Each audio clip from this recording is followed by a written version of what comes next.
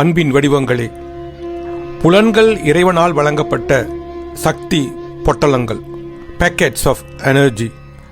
அவை மனிதகுலத்திற்காக கடவுளால் வழங்கப்பட்ட ஆசீர்வாதங்கள், அருள் ஆசிகள். அவை இறைவனின் அருளை பெறுவதற்கான சாதனங்களும் கூட. இறைவன் வழங்கியுள்ள இந்த பரிசுகளை நாம் தவறாக பயன்படுத்தி இறைவனின் அருளை பெறாமல் போய்விடுகிறோம். எந்த காரணத்திற்காக புலன்கள் மனிதனுக்கு வழங்கப்பட்டுள்ளனவோ அதற்காகத்தான் அவற்றை பயன்படுத்த வேண்டும். அப்படி பயன்படுத்தாமல் இருந்தால் இறையருள் எவ்வாறு கிடைக்கும்? சரியான வழியில் புலன்களை பயன்படுத்தி இறையருளை பெறுங்கள். மனிதன் பஞ்ச கோஷங்களால் ஆனவன்.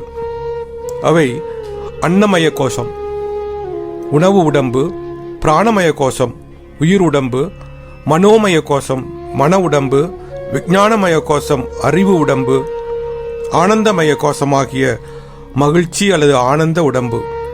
பறவைகளும் மிருகங்களும் முதல் 3 உடம்புகளைத்தான் கொண்டுள்ளன. மனிதனுக்கோ 5 உடம்புகள். மன உடம்புக்கு அப்பால் பயணம் செல்லாமல் போனால் அவனையும் பறவை மற்றும் மிருகம் போன்று தானே கருத வேண்டும். 10 லட்சம் பேரில் ஒருவர்தான் விஞ்ஞானமய கோஷத்தை, அதாவது அறிவு நிலையை அடைகின்றனர்.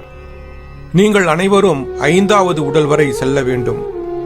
ஆம், ஆனந்தமய கோஷம் வரை செல்ல வேண்டும். அதுதான் உங்கள் இலக்கு.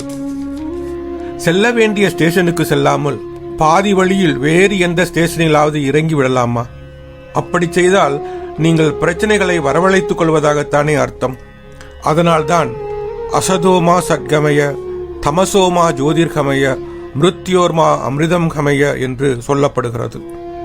அதாவது பொய்மையிலிருந்து உண்மைக்கு இட்டுச் செல்க, இருளிலிருந்து வெளிச்சத்திற்கு இட்டுச் செல்க, மரணத்திலிருந்து அமரத்துவத்திற்கு இட்டுச் செல்க என்று பிரார்த்திக்கப்படுகிறது. பொய்மையிலிருந்து உண்மைக்கும், இருளிலிருந்து வெளிச்சத்திற்கும், மரணத்திலிருந்து அழியா நிலைக்கும் பயணிக்காவிட்டால் நமக்கு அமைதி என்பதே இருக்காது.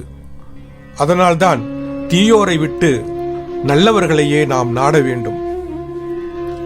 இரவும் பகலும் நல்லதையே செய்ய வேண்டும். எது நிரந்தரமானது, எது நிரந்தரமற்றது என்று பிரித்தறிய வேண்டும்.